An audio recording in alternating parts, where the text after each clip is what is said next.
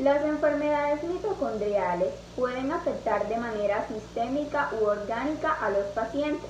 Un tipo de afección es la neuropatía óptica hereditaria de Leber, que causa una atrofia del nervio óptico y produce una disminución del campo visual y de la agudeza visual.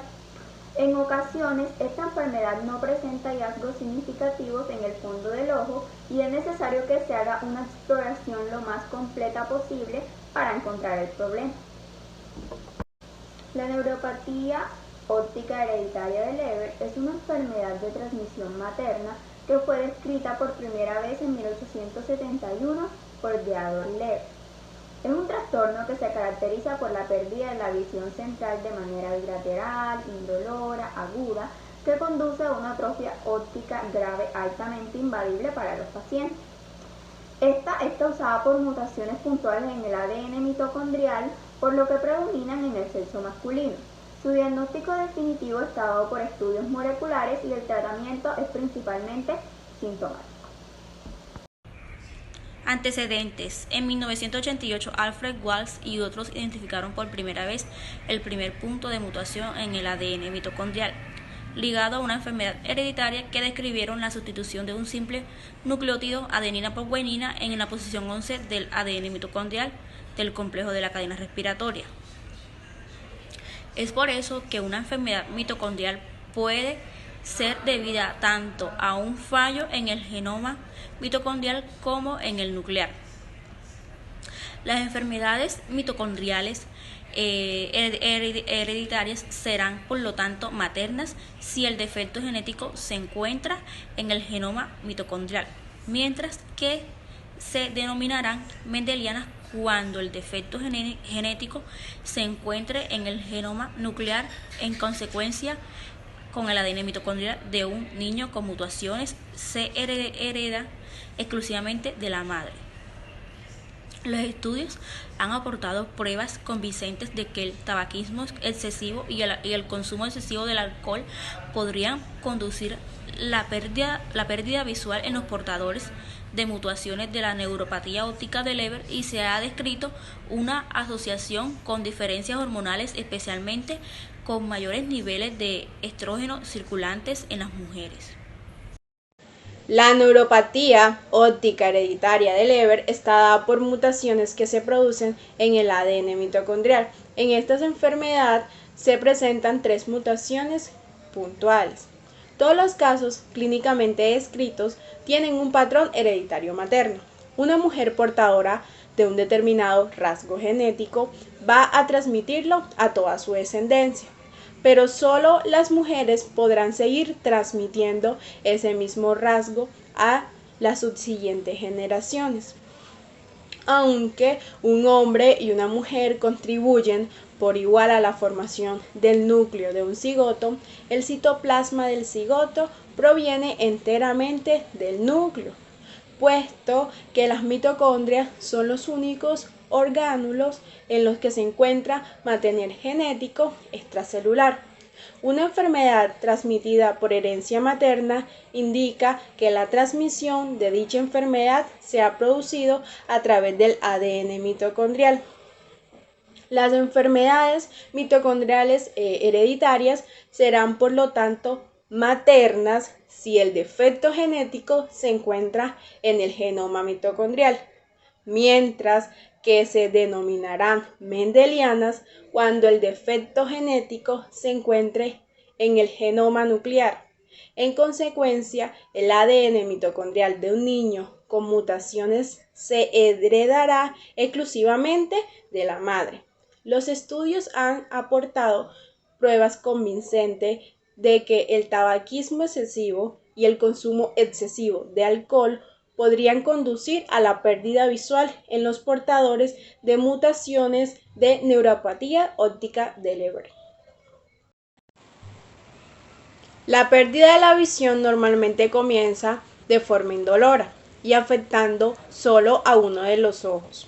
El segundo ojo se vuelve a ver afectado a las semanas o incluso a los meses después de que aparezcan los síntomas en el primer ojo, aunque también se han dado numerosos casos en los cuales han empezado a instaurar en ambos ojos simultáneamente. Normalmente la enfermedad cursa de forma aguda o crónica, con un deterioro de la función visual estabilizado al cabo de los meses.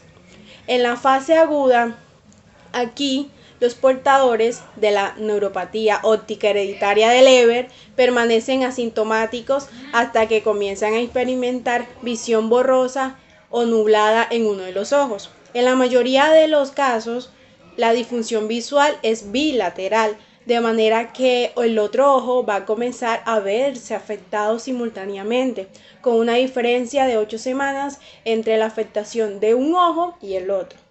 En la fase crónica, la capa de fibras nerviosas de la retina va a degenerarse gradualmente y tras 6 meses se produce atrofia óptica completa. El grado de recuperación visual depende de la mutación que sufre el paciente. Por lo general, estos pacientes presentan una pérdida visual aguda. Algunos plantean que existe simultaneidad entre ambos ojos, aunque un número elevado señala diferencias en el tiempo entre un ojo y otro, pues teniendo en cuenta que algunos enfermos pueden no haber notado el déficit visual hasta afectarse el segundo ojo. Un rasgo de gran interés de esta enfermedad es la relativa ausencia de la difusión pupilar, que se explica por la conservación de las fibras aferentes, probablemente por mantenerse la integridad de axones de las células ganglionares. En los inicios de la enfermedad se produce una afectación de la sensibilidad cromática, hiperemia, de la papila, microangiopatía peripapilar del disco. En su evolución posterior aparece una atrofia óptica por desmielinización de la porción axial del nervio óptico. Como síntomas menos comunes, pues se pueden presentar demencia leve, ataxia, neuropatía periférica y defectos en los conductos cardíacos. Estadísticas. La neuropatía óptica de Leber tiene una incidencia aproximadamente de 1 entre 40.000 habitantes. La prevalencia de dicha enfermedad se estima en 1 entre 27.000 habitantes y 1 entre 50.000 habitantes en el continente europeo, y es menor en Australia de 1 de cada 113.300 y en Serbia de 1 entre 526.000, ya que esta dicha enfermedad afecta a los varones que presentan una probabilidad de entre 4 y 5 de verse afectados y perder la visión total. Bueno, el diagnóstico de esta enfermedad se hace con un examen de los ojos. Las pruebas incluyen un examen de fondo de ojo donde se ven las alteraciones del disco óptico y los cambios vasculares. También se hacen estudios electrofisiológicos como potenciales evocados visuales para confirmar la difusión del nervio óptico, y también se puede hacer un electroretinograma para confirmar si hay o no enfermedad de la retina. Y también se pueden complementar con otros estudios u otros exámenes para apartar o descartar más bien otras causas de la neuropatía óptica. La prueba genética también muestra una mutación en los genes envueltos con esta enfermedad, y esto puede ayudar con el diagnóstico, aunque en más o menos el 10% o del 10% de las personas que se realizan este examen no muestran ninguna alteración del gen. Aunque cabe resaltar que es bueno hacerse un examen neurológico muy detallado y otros exámenes si es necesario, como puede serlo una resonancia magnética del cerebro. Bueno, dentro de los tratamientos de esta patología encontramos los de terapia clásica, que puede ser el tratamiento por oxígeno hiperbárico, que básicamente es una cámara hiperbárica en donde la saturación del oxígeno que se administra es mucho mayor a la de la atmósfera.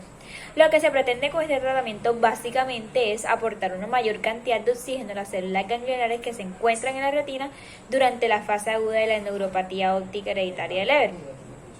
¿Con qué fin se hace esto? Pues con el fin de mejorar la biogénesis mitocondrial. Y también tenemos otro tratamiento que es el infrarrojo cercano. Este tratamiento consiste más bien en utilizar fuentes de luz a determinadas longitudes de la onda para lograr como un efecto terapéutico. La terapia con infrarrojo cercano ha demostrado mejorar el funcionamiento de lo que es la mitocondria y la supervivencia celular. Tras de eso, ella lo que logra es incidir una luz infrarroja sobre el tejido. Entonces el complejo cuarto de la cadena respiratoria se estimula y por lo tanto aumenta su actividad, y esto hace asimismo que se incremente la síntesis de ATP. Y también tenemos los métodos farmacológicos. Los activadores farmacológicos ayudan pues en la biogénesis mitocondrial, y el incremento de la biogénesis mitocondrial puede tener un efecto pues protector en los pacientes con neuropatía óptica de Leber. El bezafibrato, que es un fármaco que en un ensayo pues se describió en un modelo murino con miopatía mitocondrial que fue tratada con este fármaco, en el que en este ensayo, en este experimento, se observó un incremento de la biogénesis mitocondrial y también un retraso de la insaturación en la miopatía, y también se aumentó la esperanza de vida. La terapia génica es la técnica que consiste en introducir un gen terapéutico o un gen modificado en un órgano para curar una enfermedad genética. La terapia génica se clasifica en terapia génica in vivo y terapia génica ex vivo.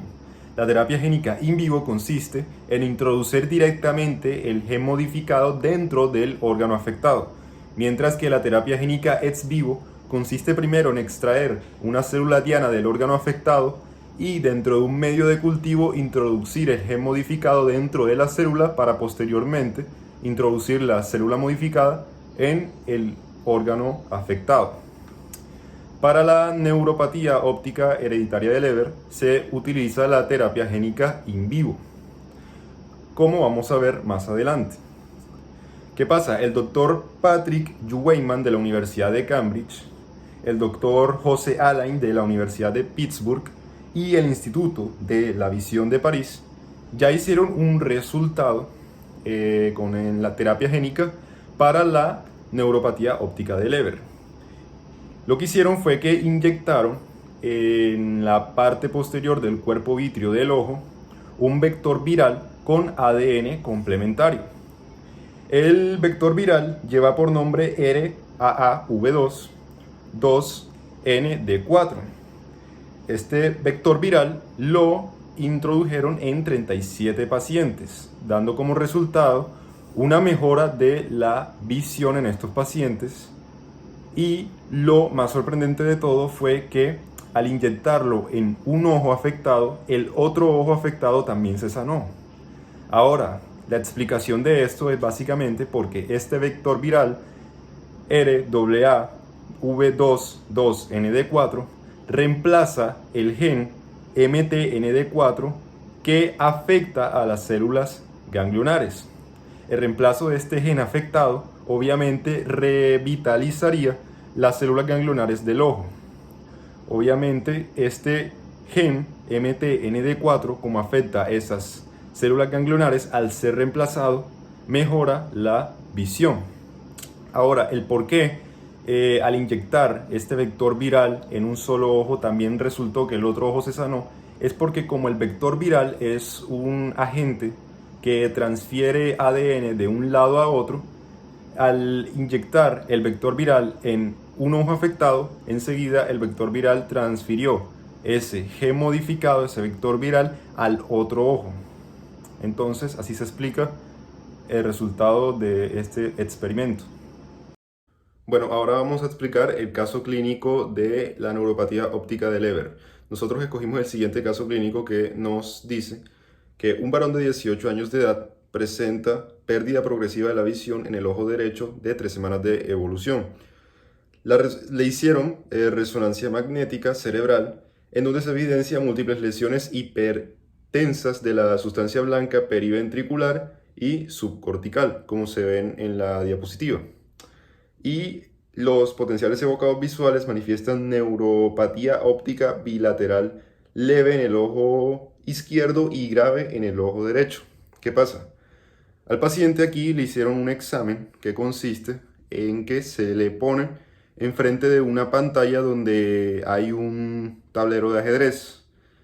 Mientras está el tablero de ajedrez, hay un punto que se llama punto central en ese examen, en donde el paciente tiene que mirar a ese punto mientras que los cuadros negros y blancos se van moviendo. Mientras el paciente mira ese punto, mientras los cuadros se mueven, El paciente, en la parte posterior de la cabeza, donde se ubica el lóbulo occipital, tiene unos electrodos que le van a medir la actividad bioeléctrica, con el fin de medir si, digamos, hay alguna obstrucción en esa vía o hay un fallo. Entonces, ¿qué pasa? Al paciente, aquí, le hicieron ese examen que se llama potenciales evocados visuales, y dando como resultado que pues manifestó neuropatía óptica leve en la parte izquierda y grave en la parte derecha. También vemos que se le realizó una punción lumbar y se detectan bandas oligoclonales en el líquido cefalorraquídeo.